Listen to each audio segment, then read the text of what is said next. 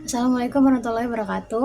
Kami dari kelompok 2 akan mempresentasikan mengenai reformulasi pajak tidak langsung atas konsumsi dan perkembangannya di berbagai negara. Sebelum itu, izinkan kami untuk memperkenalkan diri terlebih dahulu. Perkenalkan, nama saya Dea Putri Amanda.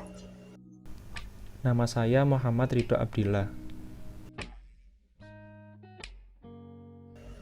Jadi pada bab reformulasi pajak tidak langsung atas konsumsi dan perkembangannya di berbagai negara terdiri dari 4 subbab. Yang pertama, sistem pajak tidak langsung di beberapa negara. Yang kedua, perkembangan pajak atas konsumsi di beberapa negara. Yang ketiga, reformulasi pajak penjualan menjadi pajak bertambah nilai. Dan yang terakhir, perkembangan pajak atas konsumsi di Indonesia.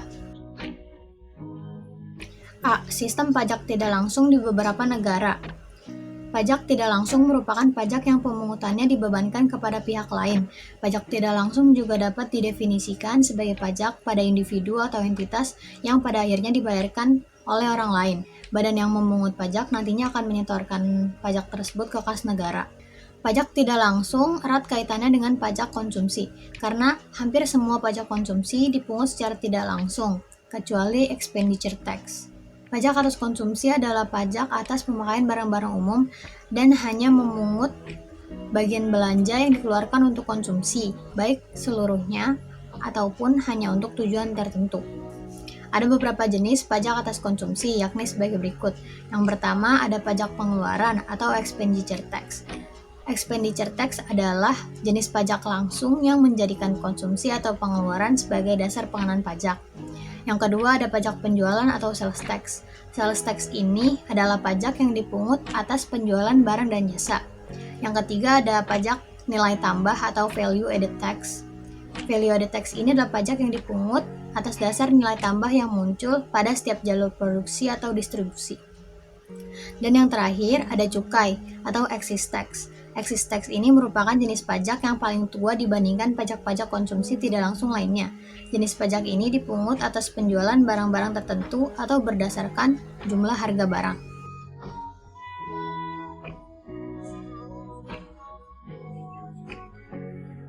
B. Perkembangan pajak konsumsi di berbagai negara.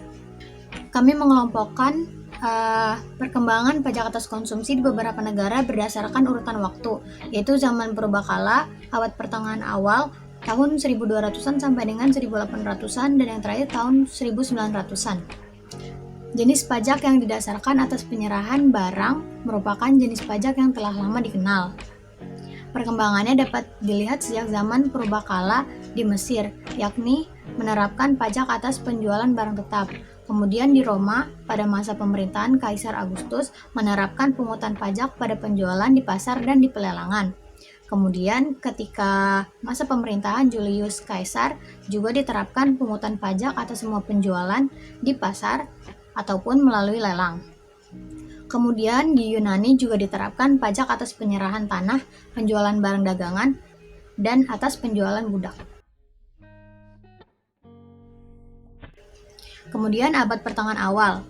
Pada abad ketiga di Inggris menerapkan pungutan bernama pungutan Angieria, yaitu pungutan dari provinsi yang memiliki kewajiban dan atas barang rampasan perang. Kemudian di Jerman dan Swiss pada abad pertengahan, yaitu sekitar abad 5 sampai abad 15, pajak atas penjualan di pasar umum dan atas penjualan barang tertentu diterapkan.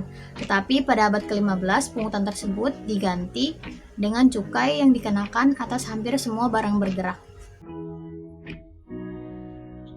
Kemudian masuk pada tahun 1200-an sampai dengan 1800-an. Yang pertama di Prancis pada tahun 1268 sampai 1314, di bawah pemerintahan Philippe Dauchon dilakukan pungutan atas General Sales Tax. Namun pada tahun 1643, General Sales Tax lenyap setelah wafatnya Richelieu. Nah, kemudian di Spanyol pada tahun 1343 sampai 1849 diterapkannya pajak Alcabala, yakni pajak yang dipungut atas semua hasil barang. Kemudian pada 1568 diterapkan pungutan PPN 10% atas setiap penjualan barang bergerak. Dikenal dengan istilah tiende penny atau the tenth penny. Kemudian di Amerika Utara pada tahun 1862 sudah dikenal pungutan pajak berbentuk cukai. Kemudian pada abad ke-19, pungutan atas penjualan barang bergerak dapat dikatakan lenyap. karena digantikan oleh cukai.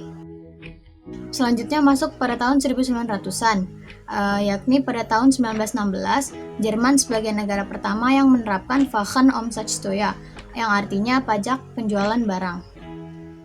Kemudian pada tahun 1920 sampai 1926, berturut-turut diikuti oleh Prancis pada tahun 1920, Belgia, Hongaria, dan Rumania 1921, Italia 1923, dan Turki 1926 yang juga menerapkan pajak penjualan barang. Kemudian tahun selanjutnya Yugoslavia, Austria, Luxembourg, Rusia, Denmark, Norwegia, dan Swedia juga memungut pajak dalam bentuk turnover tax, invoice tax, dan transaction tax dengan tarif kurang dari atau sama dengan 1% serta memungut pajak atas barang mewah.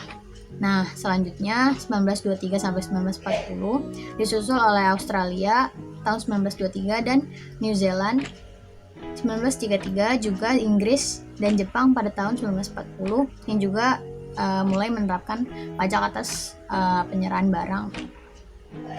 Kemudian di atas tahun 1940 disusul oleh Brazil, Amerika Utara, Kanada, Tiongkok, Filipina, India, Indochina, dan banyak negara lain yang juga memungut pajak atas penyerahan barang bergerak. Dengan demikian, sejarah perkembangan pajak atas penyerahan barang, baik barang bergerak maupun tidak bergerak, sudah dikenal jauh sebelum Perang Dunia Pertama, khususnya di negara-negara Eropa, yang kemudian berangsur-angsur menjalar ke Amerika dan Asia. Pada saat itu, alasan-alasan yang mendasari dipungutnya pajak ini adalah pertama, untuk membiayai perang, dan yang kedua, itu karena administrasi pajak atas konsumsi dinilai mudah, dan yang ketiga, setiap negara biasanya memiliki nama yang berbeda-beda, walaupun sistem pemungutannya memiliki kesamaan. C. Reformulasi pajak penjualan menjadi pajak pertambahan nilai. Banyak negara yang berpaling pada pajak pertambahan nilai.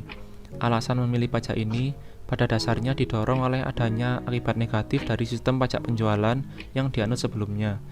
Pemungutan pajak yang bertingkat menimbulkan adanya penyimpangan atau distorsi. Di samping itu, karena pajak penjualan dipungut pada setiap jalur tanpa memperbolehkan adanya pengurangan pajak yang telah dibayarkan sebelumnya, dianggap memberatkan masyarakat dan menimbulkan beban pajak ganda. Sebenarnya, sistem PPN atau pajak pertambahan nilai sudah mulai diperkenalkan sejak tahun 1918 oleh para industriawan Jerman. Namun sampai dengan 1953, teorinya praktis tidak diterapkan hingga negara bagian Michigan di Amerika Serikat mengubah model dari pajak ini. Pajak pertambahan nilai mulai diperkenalkan kembali setelah Perang Dunia Kedua. Prancis pertama kali melaksanakan pajak ini. Pajak pertambahan nilai sudah muncul di Prancis pada tahun 1954 ketika mengadakan tax reform. Sistem PPN ini kemudian dianut oleh 12 negara Eropa, khususnya oleh 9 anggota Masyarakat Ekonomi Eropa, antara lain Denmark, Prancis, Republik Federasi Jerman, Belanda, Luxembourg, Belgia, Italia, Irlandia, dan Inggris, serta 3 negara di luar MEE yaitu Austria, Norwegia, dan Swedia. Dilihat dari cara pemungutannya, PPN ini dipungut pada setiap jalur pada waktu barang itu mengalir dari proses produksi dan distribusi, tetapi hanya pada nilai tambah barang tersebut. Di Indonesia, dalam rangka melaksanakan program reformasi Sistem Perpajakan Nasional tahun 1983, Undang-Undang Pajak Penjualan 1951 akhirnya dinyatakan tidak berlaku dan diganti oleh Undang-Undang Pajak Pertambahan Nilai 1984. D. Perkembangan pajak atas konsumsi di Indonesia. Sejarah perkembangan pajak tidak langsung di Indonesia dapat dibagi dalam beberapa periode sebagai berikut. Yang pertama, periode Pajak Pembangunan 1 atau PPB 1 tahun 1947. Pemungutannya dengan menentukan persentase dari pembayaran kepada rumah-rumah makan dan penginapan sebesar 10% yang dilakukan oleh beberapa badan perjuangan dengan nama Front Kemerdekaan. Oleh karena pungutan sokongan tersebut dimaksudkan untuk perjuangan, maka lebih baik dilakukan secara resmi agar terjamin untuk kepentingan negara.